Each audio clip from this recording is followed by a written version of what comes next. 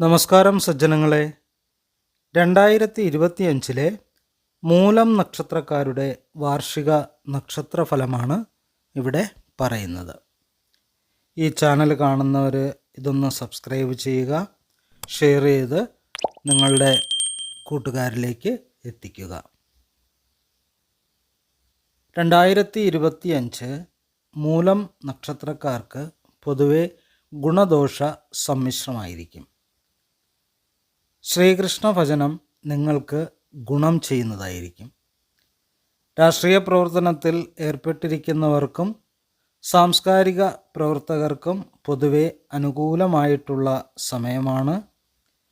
ഉദ്യോഗസ്ഥർക്ക് സ്ഥാനക്കയറ്റവും ശമ്പള വർധനയുമൊക്കെ ഉണ്ടാകും. നിങ്ങളുടെ ബിസിനസ്സിൽ നിന്ന് വളരെയധികം ആദായമുണ്ടാകുന്ന കാലമാണ്. സ്ത്രീ സുഹൃത്തുക്കൾ മുഖേന നിങ്ങൾക്ക് അപവാദങ്ങൾ കേൾക്കേണ്ടതായി വന്നേക്കാം. പുതിയ വാഹനം വാങ്ങാൻ സാധിക്കുന്നതാണ്. കുടുംബസൗഖ്യം പൊതുവെ കുറവായിരിക്കും. വിവാഹാദി മംഗളകാര്യങ്ങളിലൊക്കെ പങ്കെടുക്കുവാൻ സാധിക്കും. വീണ് പരിക്ക് ഏൽക്കുവാൻ സാധ്യതയുണ്ട്. അതുമൂലം ആശുപത്രിവാസമൊക്കെ വേണ്ടി വന്നേക്കാം. പൊതുവെ സർക്കാരിൽ നിന്ന് ആനുകൂല്യങ്ങളൊക്കെ കിട്ടുവാൻ കാലതാമസമൊക്കെ നേരിടും. ദൂരദേശങ്ങളിലേക്ക് വിനോദയാത്ര പോകുവാൻ സാധിക്കും.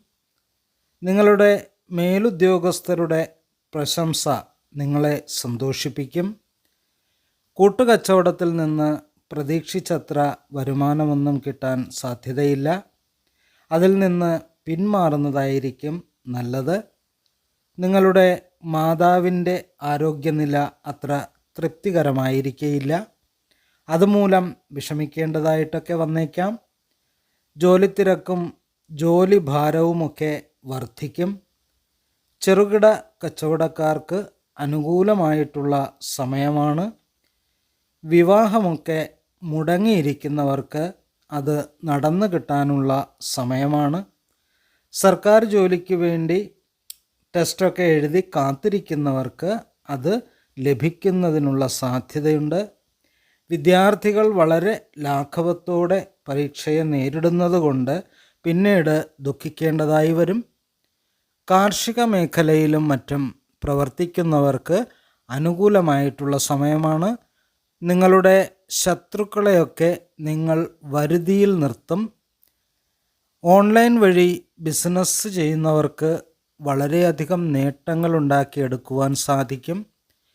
പഠനം പാതി വഴിയിൽ ഉപേക്ഷിച്ചവർക്ക് വീണ്ടും തുടർന്ന് പഠിക്കണമെന്ന് തോന്നുന്ന ഒരു മാനസിക നില ഉണ്ടായി വരും. സാമ്പത്തിക കാര്യങ്ങൾ വളരെ ചിട്ടയോടുകൂടി കൊണ്ടുപോകാൻ കഴിയും. ലോണിനൊക്കെ അപേക്ഷിച്ചിട്ടുള്ളവർക്ക് കാലതാമസം കൂടാതെ തന്നെ അത് പാസ്സായി കിട്ടുന്നതാണ്. കുടുംബസ്വത്തിൽ നിന്ന് നിങ്ങളുടെ വിഹിതം നിങ്ങൾക്ക് ലഭിക്കുന്നതായിരിക്കും.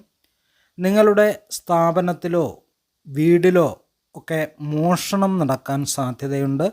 അതിൽ അല്പം ശ്രദ്ധയുണ്ടാകണം. ടെസ്റ്റുകളിലും ഇൻ്റർവ്യൂകളിലും വിജയിക്കുന്നതായിരിക്കും. നിങ്ങളുടെ വേണ്ടപ്പെട്ടവരുടെ വിയോഗം നിങ്ങളെ ദുഃഖത്തിലാഴ്ത്തുന്നു. യന്ത്രങ്ങളിൽ ജോലി ചെയ്യുന്നവർ വളരെയധികം ശ്രദ്ധിക്കേണ്ടതാണ്. അതിൽ നിന്ന് പരിക്കുകൾ പറ്റാൻ സാധ്യതയുണ്ട്. സ്വന്തം കാര്യലാഭത്തിനു വേണ്ടി ധർമ്മവും അധർമ്മവും ഒന്നും നോക്കാതെ നിങ്ങൾ പ്രവർത്തിക്കും. ജോലിസ്ഥലത്ത് അധികാരം സ്ഥാപിച്ചെടുക്കുവാനുള്ള പ്രവണത നിങ്ങളിൽ നിന്ന് ഉണ്ടാകും. വീട്ടിലെ ഉത്തരവാദിത്വങ്ങൾ ഏറ്റെടുത്ത് കാര്യങ്ങൾ ഭംഗിയായി മുന്നോട്ട് കൊണ്ടുപോകാൻ കഴിയും. നിങ്ങളുടെ ഭാര്യയുടെ പെരുമാറ്റം നിങ്ങളെ വിഷമത്തിലാക്കും. പിതാവിൽ നിന്ന് നിങ്ങൾ ആഗ്രഹിക്കുന്ന ഒരു സമീപനം ഉണ്ടാവുകയില്ല. അനാവശ്യമായ പിടിവാശി ഉപേക്ഷിക്കാൻ നിങ്ങൾ തയ്യാറാകണം. ആലോചിച്ചുറപ്പിച്ച തീരുമാനം നടപ്പിലാക്കുന്നത് വഴി നിങ്ങൾക്ക് ഗുണമുണ്ടാകും. ക്രയവിക്രയങ്ങളിൽ ധനനഷ്ടത്തിന് സാധ്യതയുണ്ട്. സഹോദരങ്ങളുമായി നല്ല ബന്ധം പുലർത്തുവാൻ ശ്രദ്ധിക്കണം. മനസ്സിന് ഉന്മേഷം തരുന്നതായ വാർത്തകൾ കേൾക്കാൻ ഇടവരും. മന്ദഗതിയിലായിരുന്ന പല നിർമ്മാണ പ്രവൃത്തികളും പെട്ടെന്ന് ചെയ്തു തീർക്കുവാൻ സാധിക്കുന്നതാണ്. നിങ്ങളുടെ ജീവിത പങ്കാളിക്ക് രോഗദുരിതങ്ങൾ ഉണ്ടാകാൻ സാധ്യതയുണ്ട്. കൂടുതൽ സമയവും പണസംബന്ധമായും ആദായത്തെക്കുറിച്ചും ചിന്തിച്ചിരിക്കാതെ നോക്കണം. പലപ്പോഴും ലോട്ടറിയിലൊക്കെ ഭാഗ്യം പരീക്ഷിക്കാവുന്ന ഒരു സമയമാണിത്. സന്താനങ്ങളുടെ ഉയർച്ചയ്ക്കും ക്ഷേമത്തിനും വേണ്ടി പ്രവർത്തിക്കും. വീട് ഒരഭിമാന പ്രശ്നമായി കണ്ട് അത് മോടി പിടിപ്പിക്കാനും മറ്റും ധാരാളം പണം ചിലവഴിക്കേണ്ടതായി വരും. എല്ലാ രംഗങ്ങളിലും കാര്യക്ഷമതയോടെ പ്രവർത്തിക്കുവാൻ കഴിയും. കലാപരമായ പ്രവർത്തനങ്ങൾക്ക് വേണ്ടി സമയം കണ്ടെത്തും. പണയപ്പെടുത്തിയ ആഭരണങ്ങൾ ലേലത്തിൽ വിറ്റുപോകാതെ തിരിച്ചെടുക്കാൻ ശ്രമിക്കണം.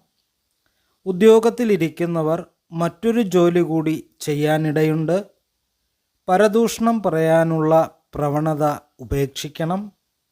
മറ്റുള്ളവർക്ക് നിങ്ങളോട് അപ്രിയം തോന്നുന്ന ചില പ്രവൃത്തികളിൽ നിങ്ങൾ ഏർപ്പെടാനിടയുണ്ട്. കൂടുതൽ ഗുണാനുഭവങ്ങൾ ഉണ്ടാകുന്നതിനു വേണ്ടി ശനീശ്വര പ്രീതി വരുത്തുന്നത് നന്നായിരിക്കും. അതുപോലെ ശാസ്താവിനെ ഭജിക്കുക, ശിവന് ധാര, ശിവന് മൃത്യുഞ്ജയ പുഷ്പാഞ്ജലി എന്നിവ നടത്തുക. എല്ലാവർക്കും നല്ലത് വരട്ടെ എന്ന് പ്രാർത്ഥിച്ചുകൊണ്ട് നന്ദി, നമസ്കാരം.